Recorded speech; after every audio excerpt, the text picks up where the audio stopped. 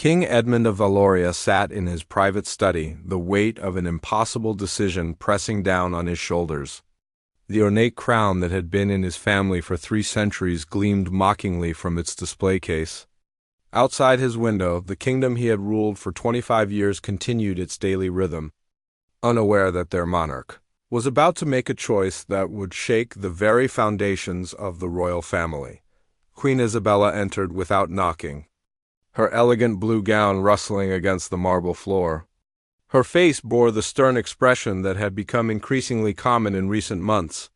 "Edmund, we need to discuss William's behavior again," she said, her voice carrying the authority of someone who had stood beside the throne for over 2 decades. The king looked up from the letter he had been reading, his weathered hands trembling slightly. "Isabella, there are more pressing matters than our son's reluctance to embrace royal duties."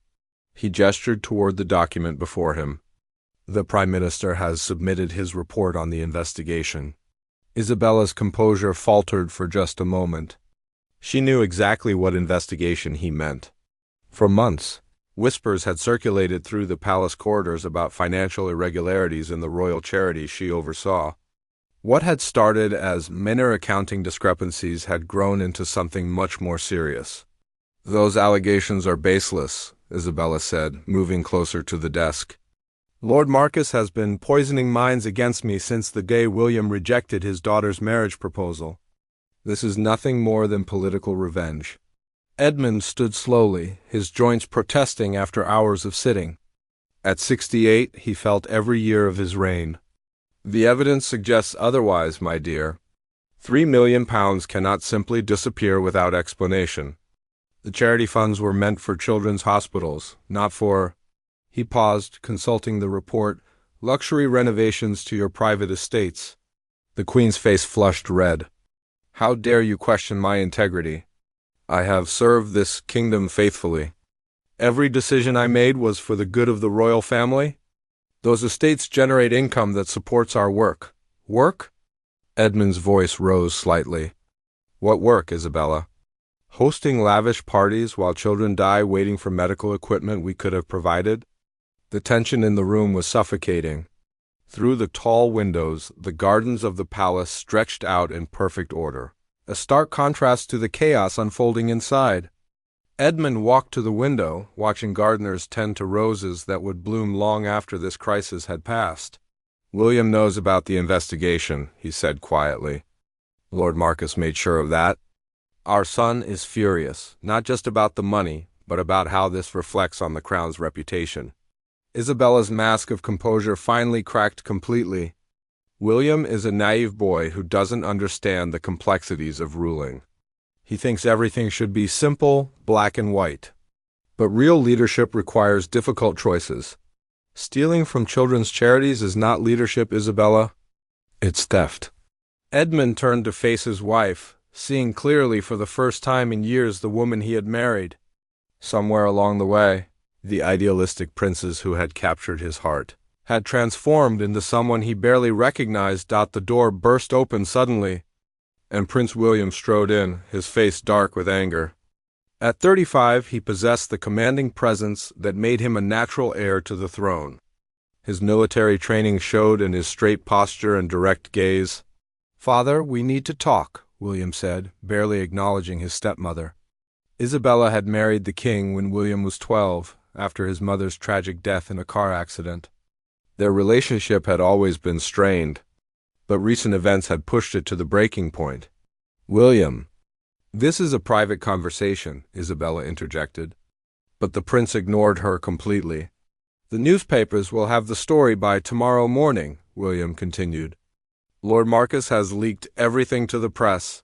Photos of the renovations, bank records, witness statements from charity workers. It's over." Edmund felt the room spinning slightly. A public scandal of this magnitude could destroy the monarchy's reputation. In an age where royal families across Europe were being questioned and criticized, Valoria's crown could not survive such a blow. "What do you suggest we do?" The king asked his son, though he suspected he already knew the answer. William glanced at Isabella, who stood frozen by the desk. "She needs to be stripped of all royal titles and privileges. Immediately." We issue a statement saying the Crown was unaware of her actions and that she acted alone. We cooperate fully with law enforcement and use our personal funds to repay every stolen penny." "You cannot be serious," Isabella whispered. "Edmund, you would throw away 20 years of marriage based on the lies of that jealous fool Marcus?" The king looked between his wife and his son, two people he loved but who represented entirely different futures for his kingdom. Outside, evening was approaching, casting long shadows across the study. The emergency meeting of the Privy Council convened at midnight in the oak-paneled chamber that had witnessed centuries of royal crises. 12 of the kingdom's most trusted advisers sat around the ancient table while King Edmund presented them with the most difficult decision of his reign. "The evidence is overwhelming," said Sir Richard, the kingdom's Chief Justice, as he reviewed the financial documents spread before him.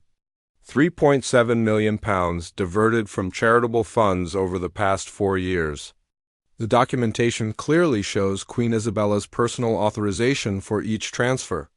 Lord Marcus sat at the far end of the table, his expression carefully neutral despite being the man who had initiated the investigation. As the head of the royal treasury, he had noticed the irregularities months ago but had hoped to resolve them quietly. When his attempts to discuss the matter with the Queen were rebuffed, he had no choice but to take the evidence to the king. "Your Majesty," spoke Lady Catherine, the kingdom's Attorney General, "we must consider the legal implications.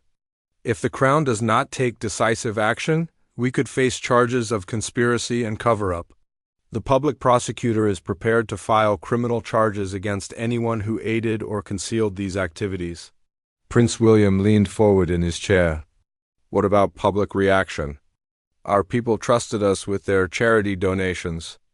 They gave money they could barely afford because they believed it would help sick children. How do we face them now?" The question hung heavy in the air. Through the tall windows, the lights of the capital city twinkled in the distance. Thousands of families slept peacefully, trusting that their royal family represented honor and service. By morning, that trust would be shattered. "The Queen's supporters in Parliament are already preparing her defense," reported Lord James, the Minister of Royal Affairs.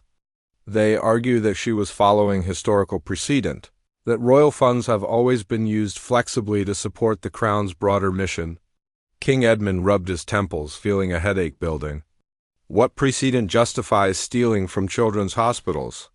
"They're not calling it stealing, Your Majesty. They're framing it as strategic resource reallocation to support royal properties that generate income for future charitable work." William stood abruptly, his chair scraping against the stone floor. "That's exactly the kind of twisted logic that got us into this mess. My stepmother convinced herself that her actions were justified, and now others are doing the same." The prince walked to a portrait of his grandfather, King Robert, who had ruled during the kingdom's darkest hours in World War II. "My grandfather sold the crown jewels to buy food for starving citizens. He lived in a single room while the palace was converted into a hospital. That's what royal sacrifice looks like."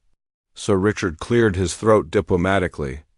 "Your Highness, we must also consider Queen Isabella's version of events. She claims the renovations were necessary to preserve historical properties and that the money would have been repaid with interest once the estates began generating revenue. In 20 years? William's voice dripped with sarcasm. The business plans she submitted were fantasy. Those estates were never going to be profitable. She knew that when she took the money. Lord Marcus finally spoke, his voice measured and careful. "I've reviewed every financial record going back 10 years. The pattern is clear. Small amounts at first, always with promises of repayment. But the amounts grew larger, and the justifications became more elaborate. This wasn't a mistake or poor judgment. It was systematic embezzlement." The room fell silent as the weight of his words settled over the council. These men and women had dedicated their lives to serving the crown. But now they faced the possibility that the crown itself was corrupt, Lady. Catherine opened her leather briefcase and withdrew a thick folder. "I've prepared several options for Your Majesty's consideration. The first is complete denial and a legal battle that could drag on for years.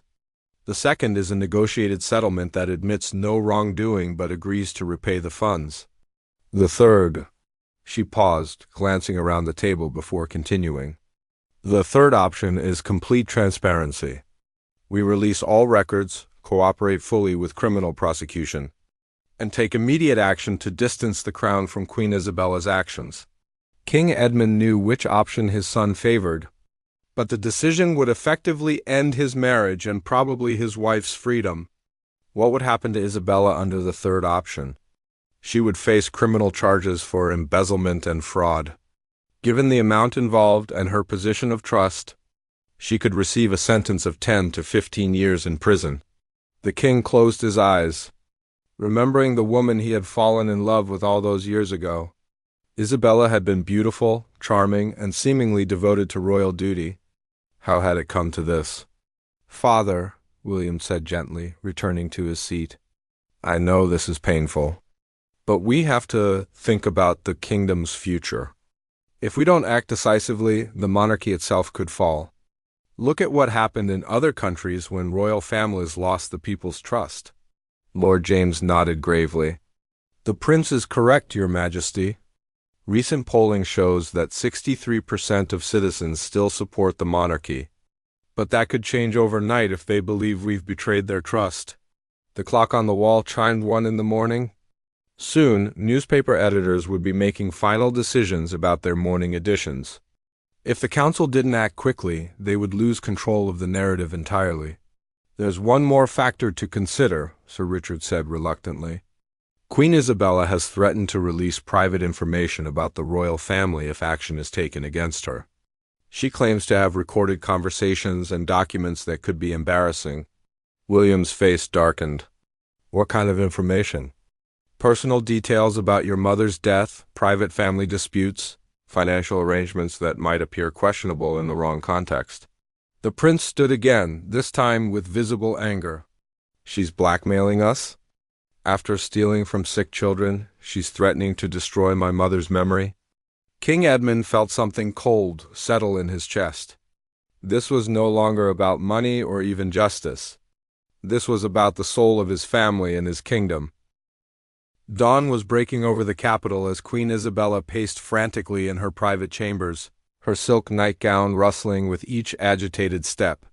She had not slept since Lord Marcus's accusations became public knowledge 12 hours earlier. Through her window, she could see news vans gathering outside the palace gates like vultures sensing weakness. Her personal secretary, Marie, entered carrying a silver tray with tea and the morning newspapers. The headlines were devastating: Queen accused of charity theft, and royal scandal rocks. Kingdom dominated the front pages. "Your Majesty," Marie said quietly, "there are reporters calling constantly. They're offering substantial sums for exclusive interviews."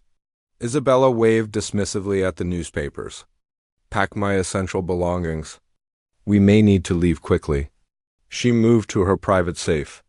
Retrieving several folders of documents she had kept hidden for years, these files contained her insurance policy, recorded conversations with King Edmund discussing questionable financial decisions, private letters revealing family secrets, and photographs that could embarrass the royal family.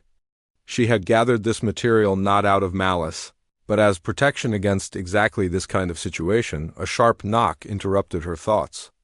"Come in," she called, expecting Marie to return. Instead, Prince William entered, his face a mask of controlled fury. He had clearly not slept either, his usually perfect uniform wrinkled and his eyes bloodshot. "We need to discuss your threats," he said without preamble. Closing the door firmly behind him, Isabella straightened, drawing on the regal bearing she had cultivated over 2 decades. "I don't know what you mean." "The recordings, the photographs, the private documents you've been collecting. Did you really think we wouldn't find out?" William moved closer, his voice dangerously quiet. "My father's security team has been monitoring communications for months. We know about everything." The Queen's composure faltered slightly. She had underestimated the Royal Intelligence Network. "Those materials are insurance, William. Protection against exactly this kind of persecution." "Persecution?" William's voice rose. You stole money meant for dying children, and you call accountability persecution? Isabella moved to her ornate desk, placing her hand possessively on one of the folders. You don't understand the pressures I've been under. The constant scrutiny, the impossible expectations. Your father promised me a partnership, but I've always been treated as an outsider. Because you are an outsider, William said bluntly. You married into this family, but you never understood what that meant. Being royal isn't about privilege and luxury. It's about service and sacrifice. The Queen laughed bitterly. Service? Your father owns 12 castles while children sleep on the streets. We spend more on horse feed than most people earn in a year. Don't lecture me about sacrifice. Then why didn't you try to change things? Why steal from the very charities meant to help those children? Isabella's mask slipped completely, revealing the frustrated and bitter woman beneath. Because I tried everything else first. I proposed selling some of the lesser properties to fund more charitable work. Your father refused. I suggested reducing the household budget to increase donations. The council overruled me. I was told my role was to smile and wave, not to think. William studied her face, seeing something he hadn't expected, genuine pain. So you decided to take matters into your own hands. I had decided to stop asking permission to do good work. Those estates I renovated, they were going to become homeless shelters and youth centers. The money wasn't stolen, it was redirected toward better purposes. Then why hide it? Why not announce your plans publicly? Isabella turned toward the window, watching the news crews multiply outside. Because I knew what would happen. Exactly what is happening now. The investigation, the headlines, the destruction of everything I've worked to build. William felt his anger wavering slightly. Could there be truth in her explanation? Had his stepmother's methods been wrong while her intentions were right? Show me, he said finally. Show me the plans for these homeless shelters and youth centers. Isabella hesitated, then opened one of her folders. Inside were architectural drawings, budget projections, and correspondence with charity organizations. The documents appeared legitimate and detailed. The Westford estate was to become a residential facility for teenage mothers, she explained, her voice growing stronger. The Millbrook property would have housed 50 homeless families. The renovation costs were necessary to meet safety standards. William examined the papers carefully. If genuine, they painted a very different picture of Isabella's actions. Why didn't you present this evidence to the investigation? Because Lord Marcus wouldn't have cared. He's wanted me gone since the day I married your father. This investigation was never about the money, William. It was about removing me from the line of succession. The prince looked up sharply. What do you mean? Isabella smiled grimly. Did you think I didn't know? The secret meetings, the revised succession laws being drafted. Marcus and his allies want to ensure that if anything happens to you, the crown passes to your cousin rather than to any children I might have. William felt the ground shifting beneath him. You're suggesting this is a conspiracy? I'm stating it as fact. Check the visitor logs for the past 6 months. See who's been meeting with whom. Your precious Lord Marcus has been very busy building alliances. The prince moved to the window, his mind racing. Outside, protesters had joined the news crews, holding signs demanding justice and accountability. The crowd was growing larger and more agitated. Even if what you're saying is true, William said slowly, it doesn't excuse taking the money without authorization. There are proper channels for everything. Proper channels controlled by the same people who want me destroyed, Isabella replied. Would you have trusted them with your plans if you were in my position? William turned back to face her, seeing his stepmother with new eyes. For 20 years he had viewed her as an interloper, someone who could never replace his beloved mother. But perhaps he had been blind to the genuine struggles she faced within the royal system. The recordings and photographs, he said. What exactly do they contain? Isabella's expression hardened again. Conversations that would end your father's reign and destroy the monarchy's reputation forever. Documents that prove the royal family has been secretly accumulating wealth while publicly calling for austerity. Evidence that would make my charity diversions look like pocket change. The weight of her words settled over the room like a heavy blanket. If she was telling the truth, the royal family stood on the edge of a precipice far more dangerous than anyone realized. The emergency session of Parliament convened at 10 in the morning as news of the royal scandal dominated every media outlet across the kingdom. Prime Minister Harrison stood before a packed chamber, his usually confident demeanor shaken by the crisis that threatened to topple the government along with the monarchy. "Honorable members," he began, his voice carrying across the hushed hall, "we face an unprecedented situation that requires immediate and decisive action. The allegations against Her Majesty Queen Isabella strike at the very heart of our constitutional system." Opposition leader Margaret Stone rose from her seat, her sharp suit and stern expression commanding attention. "Mr. Prime Minister, the people demand answers. How long has the government known about these financial irregularities? What oversight exists for royal charitable activities?" The Prime Minister shuffled his papers nervously. The truth was that government oversight of royal charities was minimal by design, based on centuries of tradition and trust. The government was informed of the investigation only yesterday evening. "We are cooperating fully with all inquiries." Meanwhile, across the city at the royal palace, King Edmund sat in his throne room receiving a parade of advisors, each bringing increasingly dire reports about public reaction. The morning polls showed support for the monarchy plummeting from 63% to 37% in just 12 hours. "Your Majesty," reported the press secretary, "we're receiving over 1,000 interview requests per hour. Every major network wants exclusive access. Social media is demanding your immediate abdication." Prince William entered the throne room with purposeful strides, carrying a leather briefcase filled with documents. He had spent the night reviewing Isabella's evidence and conducting his own investigation into Lord Marcus's activities. "Father, we have a much bigger problem than we realized," William announced, setting the briefcase on a side table. "Isabella's allegations about a conspiracy have merit. Marcus has been secretly meeting with constitutional lawyers about succession changes."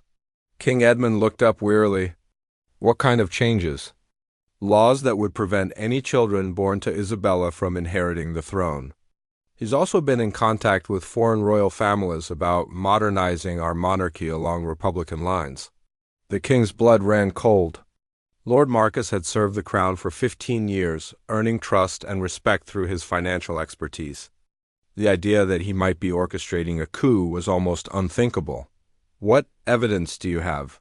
William opened the briefcase and withdrew several photographs showing Marcus in heated discussion with known Republican politicians. Bank records showed large payments to constitutional lawyers who specialized in monarchy law. Most damning were email exchanges discussing the Isabella problem and strategies for removing obstacles to reform. "My God," whispered the king. "How long has this been going on?" "At least 18 months, possibly longer. Marcus discovered the charity irregularities over a year ago, but waited until now to act.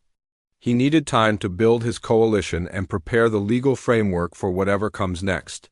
As father and son examined the evidence, Queen Isabella was making her own preparations 3 floors below in the palace's secure communications center. She sat before a bank of monitors speaking with journalists from major international news networks. "The British people deserve to know the truth about their royal family," she said into the camera, her composed exterior hiding the desperation beneath. "I made mistakes, but they pale in comparison to the systematic deception that has been practiced for decades." The interviewer, a sharp-eyed woman from the Global News Network, leaned forward eagerly. "Your Majesty, you mentioned having evidence of financial improprieties far exceeding your own alleged activities. Can you elaborate?" Isabella glanced at the documents spread before her. Once she shared this information, there would be no going back. Her marriage would be over, her life in the royal family finished. But perhaps she could take her enemies down with her. The royal family has been secretly accumulating wealth through offshore investments while publicly supporting austerity measures that hurt working families. Tax-free profits from these investments could have funded thousands of hospitals and schools. She lifted a thick folder filled with bank statements and investment records. These accounts contain over £2 billion in assets that have never been declared to Parliament or the tax authorities. Money that should belong to the British people. Back in Parliament, Prime Minister Harrison was fielding increasingly hostile questions as news of Isabella's interview spread through the chamber. "Prime Minister," demanded Margaret Stone, "if these new allegations prove true, will your government call for the immediate abolition of the monarchy?" The chamber erupted in shouting as members of Parliament chose sides in the rapidly developing constitutional crisis. Some demanded investigations, others called for calm, and a few radical members began chanting for a republic. Harrison raised his hands for silence, but the damage was done. The government was losing control of the narrative, and with it, potentially the stability of the entire political system. At the palace, King Edmund and Prince William watched the parliamentary session on television with growing alarm. The kingdom they had served faithfully was tearing itself apart in real time. "We have to make a choice," William said quietly. "Support Isabella and admit the crown has been corrupt, or sacrifice her and hope the monarchy survives." The king studied his son's face, seeing the weight of future kingship already settling on his shoulders. "What would you do in my position?" "I would tell the truth, all of it. About Isabella's charity diversions, about Marcus's conspiracy, about the secret accounts. Let the people decide if they still want a monarchy." Edmund felt his heart breaking. The institution he had devoted his life to preserving was crumbling before his eyes. But perhaps honesty was the only path forward. "And if they choose a republic?" William met his father's gaze steadily. "Then we'll have served our kingdom faithfully to the very end." "That's what real kings do." Outside the palace walls, the crowd of protesters had swollen to thousands. Their chants for justice echoed through the ancient corridors, where generations of monarchs had made decisions that shaped the nation's destiny. The hastily arranged television address was scheduled for 8 in the evening, giving the royal family 12 hours to decide between 3 impossible choices: defend Isabella and risk exposing greater corruption, abandon her and face accusations of betrayal, or reveal everything and potentially end the monarchy forever. In the palace's crisis management room, a team of advisors worked frantically to craft messages for each scenario. Constitutional lawyers debated the legal implications, while public relations experts analyzed polling data that showed the kingdom splitting into 3 roughly equal camps: those demanding Isabella's punishment, those supporting her claims of conspiracy, and those calling for the complete abolition of the monarchy. Queen Isabella had barricaded herself in her chambers with her loyal supporters, preparing for what she knew would be her final battle. Her morning interview had triggered an avalanche of new revelations as journalists investigated her claims about secret royal accounts. Major newspapers were already running headlines about the Queen's War and Royal Family and Meltdown. International markets reacted nervously to the political instability. With the kingdom's currency falling against major trading partners, Prince William found his father in the palace chapel, kneeling before the altar where kings had prayed for guidance for 8 centuries. The ancient stone walls seemed to whisper with the voices of monarchs who had faced their own moments of crisis. "The cabinet is demanding answers," William reported, sitting in the pew behind his father. 3 ministers have already submitted resignations. The Prime Minister says the government cannot survive if we don't resolve this quickly. King Edmund remained motionless, his weathered hands clasped in prayer. "I've been thinking about your grandfather's journals from the war years. He wrote about nights when he wasn't sure there would still be a kingdom to rule in the morning. These are different times, Father. Grandfather faced external enemies. Our threat comes from within."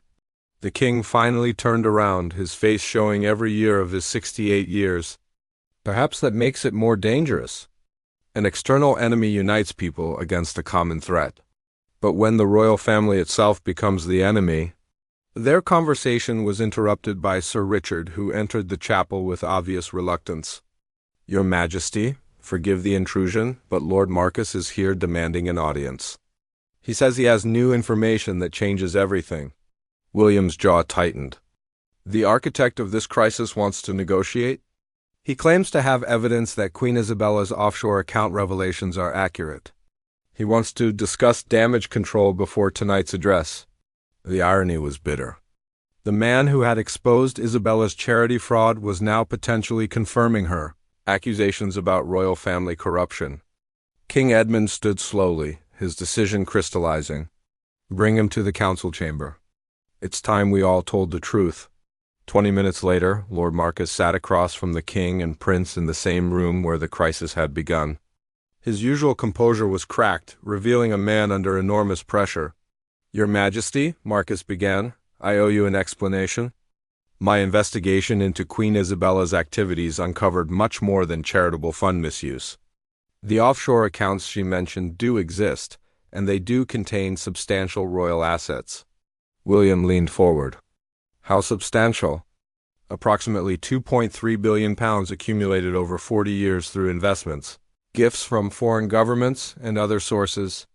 The money isn't technically stolen, but it has never been declared to Parliament as required by law." King Edmund felt the walls closing in. "Who else knows about these accounts?" "Currently, only the three of us and two trusted financial advisors who helped establish them decades ago. But Queen Isabella has enough documentation to prove their existence. If she releases that information, the government falls and probably the monarchy with it," William finished. Marcus nodded gravely. "I initiated the investigation into Isabella hoping to remove what I saw as a threat to royal stability. I never intended for this to escalate into a constitutional crisis." "But you were meeting with Republicans and constitutional lawyers," William challenged. "That suggests broader intentions." "Those meetings were contingency planning. If Isabella's corruption became public, I wanted to ensure the crown could survive by implementing reforms that would satisfy public demands for accountability." The king studied Marcus's face, seeing ambition mixed with genuine concern for the monarchy's survival. "What reforms did you have in mind?" "Voluntary tax payments on royal income, public disclosure of all royal finances, reduction of the civil list, and constitutional limits on royal wealth accumulation. Essentially, transforming the monarchy into a more transparent and accountable institution." It was a radical proposal that would strip away much of the crown's traditional privileges. But as William considered the alternatives, it seemed like the least destructive path forward. "There's something else," Marcus continued reluctantly. "Queen Isabella has been in contact with foreign intelligence services. We believe she's prepared to seek asylum overseas if criminal charges are filed." The revelation hit like a physical blow. If Isabella fled the country, it would appear to confirm her guilt while leaving her free to release damaging information from beyond the reach of British law. William stood and walked to the window overlooking the palace gardens. Outside, security forces were establishing a larger perimeter as crowds continued to grow. The kingdom was holding its breath, waiting for a leadership that seemed increasingly impossible to provide. "What do you recommend?" the king asked Marcus. "Complete transparency about the offshore accounts, voluntary repayment of all questionable funds, and Isabella's immediate exile in exchange for her silence about other royal matters. We frame it as the crown taking responsibility for past mistakes while implementing reforms to ensure they never happen again." It meant sacrificing Isabella to save the monarchy, essentially admitting that the institution they had served was corrupt while hoping the British people would forgive them in exchange for promises of future virtue. "And if the people decide that's not enough?" William asked without turning from the window. Marcus's voice was barely audible. "Then we prepare for the end of a 1,000-year-old institution." The clock on the wall showed 3 hours until the scheduled television address. 3 hours to decide whether to fight for a flawed monarchy or surrender to an uncertain future. King Edmund closed his eyes and tried to imagine addressing his people one final time, either as their reforming king or their last king. At precisely 8 o'clock in the evening, King Edmund appeared before television cameras in the palace's stateroom, flanked by Prince William but notably without Queen Isabella. His face bore the gravity of a man about to change his kingdom forever. "My beloved people," he began, his voice steady despite the magnitude of what he was about to reveal. "I come before you tonight to address allegations that strike at the heart of our constitutional monarchy and to take responsibility for failures that have brought shame upon the crown." Across the kingdom, families gathered around their televisions while pubs and community centers fell silent. The address was being broadcast live to over 40 countries, with the entire world watching to see if the British monarchy would survive its greatest crisis in centuries. The investigation into charitable fund irregularities has revealed serious misconduct that I, as your king, failed to prevent.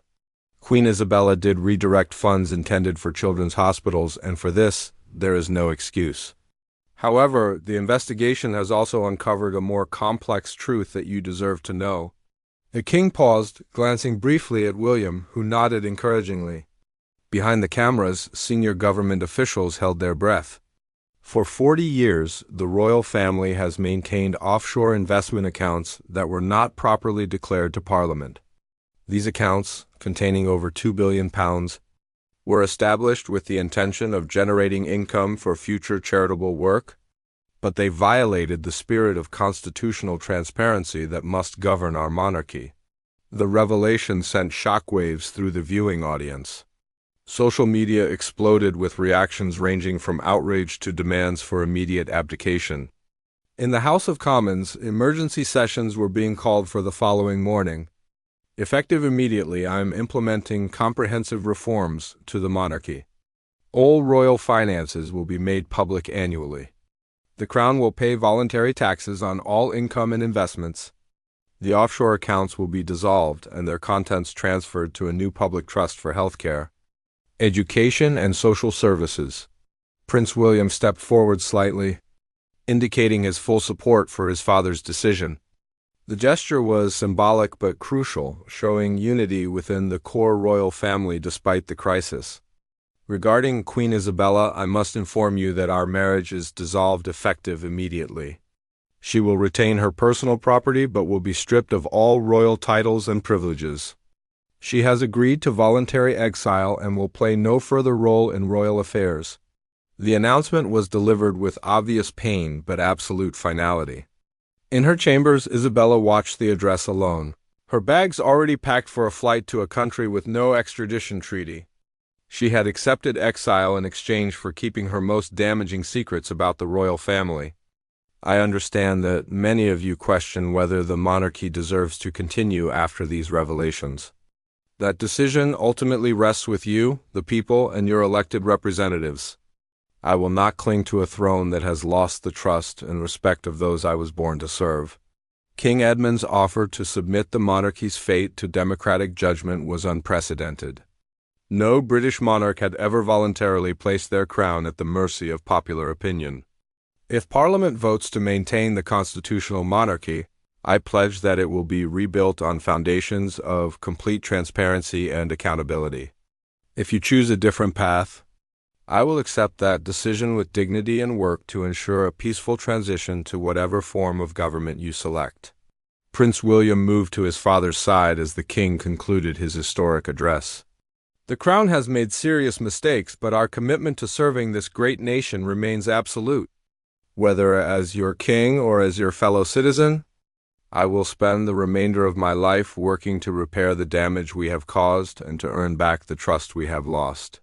The broadcast ended, leaving the kingdom in stunned silence. Within minutes, reaction began pouring in from every corner of society. Opposition politicians called for immediate referendums on the monarchy's future. Royal supporters organized rallies demanding forgiveness and reform rather than abolition.